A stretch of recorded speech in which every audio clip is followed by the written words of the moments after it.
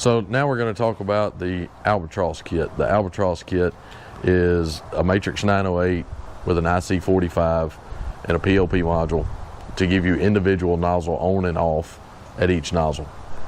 So I'll show you the components, how they kind of install.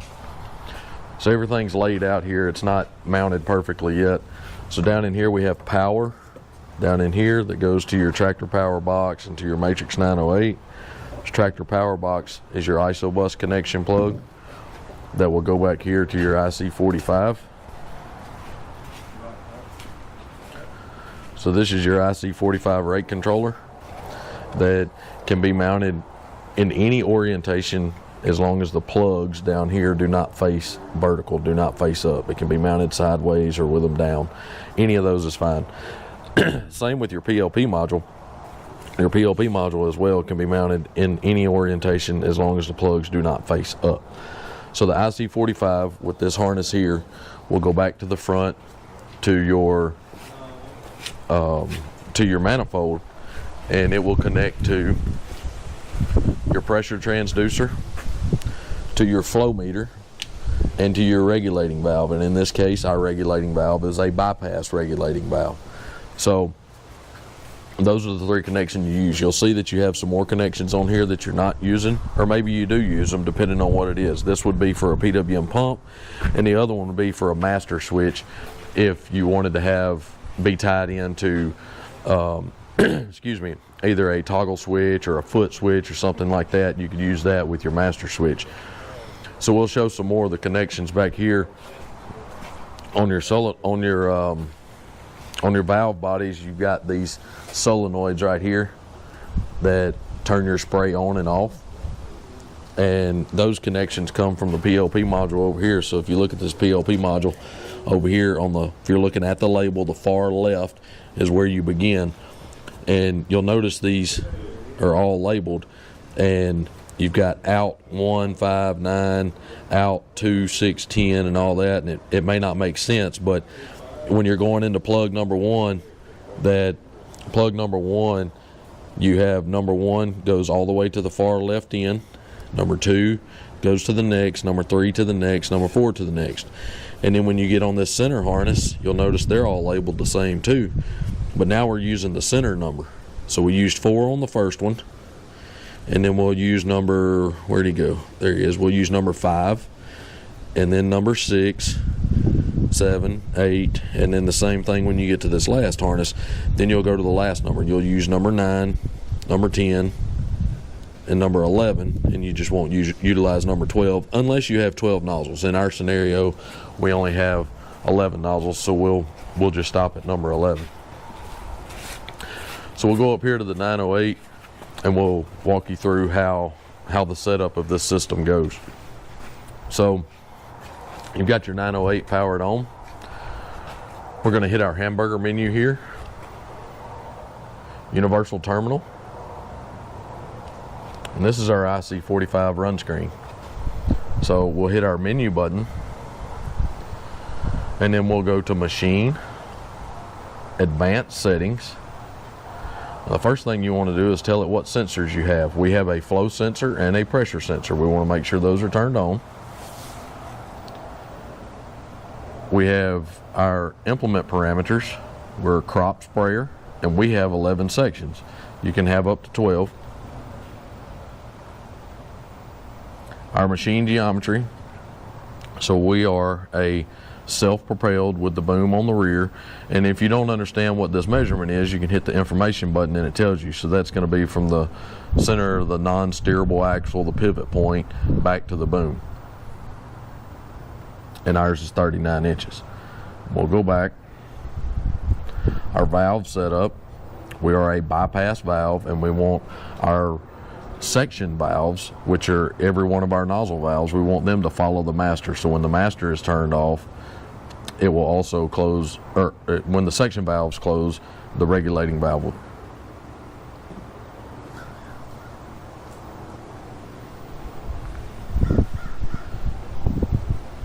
So we have a bypass regulating valve, and our section valve behavior needs to be on follow master. So when the master is turned off, all of the section valves will turn off. That was our valve set up, our tank set up. We have a 200-gallon tank. Minimum tank content, you set that however you please. We're set here to 5.3 gallons. Our regulation details, these are all by default numbers, and I would recommend leaving those in there unless we need to go make a change if your machine is not functioning properly, and then you can contact TeeJet support to figure out how to make changes to those, or your local dealer, either one. But we'll go to the page button here. As you can see, we went from 1 of 2 to 2 of 2. And one thing you do want to go in here is put a minimum speed of 0.1 miles an hour. That's to make sure that the sprayer actually has to be moving before it will start spraying. So 0.1 miles an hour is a very low bar, but works well. So then we're just going to hit our house and then back into our menu again. We'll go to our machine, our job settings, and we're going to go to our machine profile. And the first thing you want to do here is set your nozzle spacing. We are on a 20-inch nozzle spacing. Hit accept, and then you'll set your section width, which we are also on 20. So I'll just show you an example of how you can set this up. Let's say we're on a 15. Hit accept, and then you can hit this button right here and it will copy those all the way across. You can see all these changed all the way out to our section 11. They're all 15 now. But now that since we're on 20, I'm going to set our machine back properly. Hit accept, copy them over, and then we're going to menu back. You should not mess with the shortened section width or any of that. Leave those as default values. Sorry, I pushed the button twice. We're going to go back into, after our machine profile, we'll go to our operation. Your speed source. You want your speed source on automatic. That way it will utilize the GPS speed source that's coming in. Most likely it's going to be on implement or trackmatic. You just hit your page flip button here and you find automatic, you select it. Now we're on automatic. And this is where you'll also set your simulated speed. So you've got a low and a high, so a 3.7 and a 5.6. If, you know, well, but I spray at 8 miles an hour or try to spray at 8 miles an hour, that's fine. Change your upper to 8. No problem. We'll go menu back.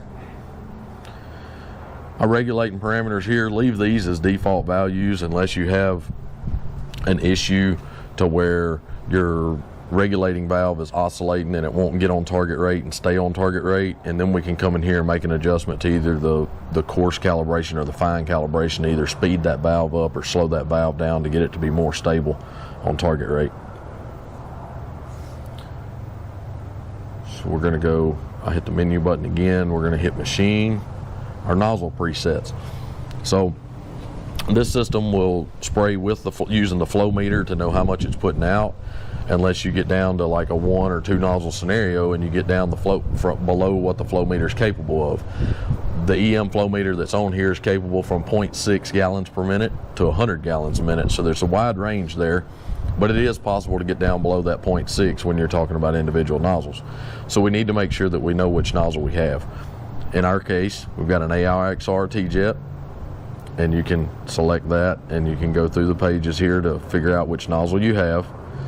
If for whatever reason you're running your own nozzle, you can select a general or user nozzle, and then you can go define all of your settings from there. The settings I'm talking about are right here, so you will need to tell it what your capacity is. So we've got an 08, which is a white nozzle, and all of the rest of these values are default because all of the TeeJet information is already loaded in here. If you're using your own, you will need to put this information through here.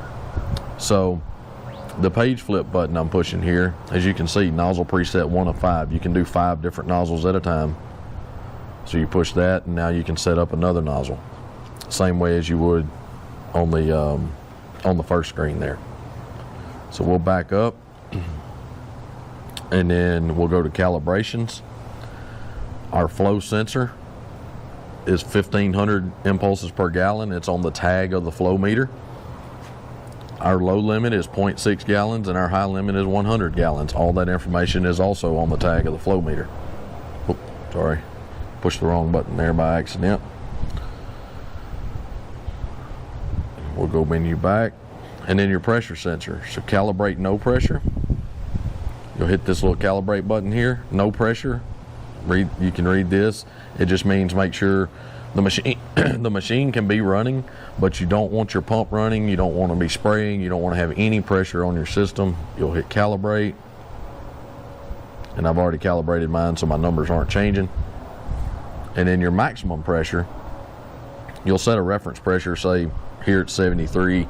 It's kind of hard to read 73 on a gauge, so you could set it to 70, accept.